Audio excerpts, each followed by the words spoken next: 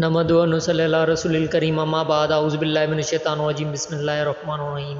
حدیث نبوی ہے، حضرت انس بن مالک رضی اللہ تعالیٰ عنہ نے حدیث بیان کی کہ حضرت ابو بکر صدیق رضی اللہ تعالیٰ عنہ نے انہیں بتایا، کہا جس وقت ہم غار میں تھے میں نے اپنے سروں کی جانب غار کے اوپر مشرکین کے قدم دیکھے۔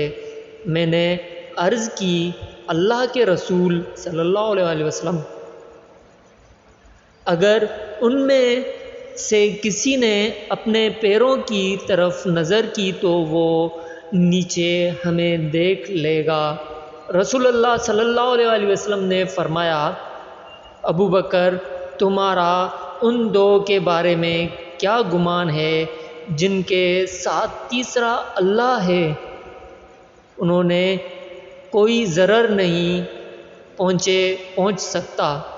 صحیح مسلم حدیث نمبر 6169۔ دوستو، اس ویڈیو کو ثواب کی نیت سے شیئر کریے گا، سبسکرائب کریے گا اور لائک ضرور کریے گا۔ السلام علیکم ورحمۃ اللہ وبرکاتہ۔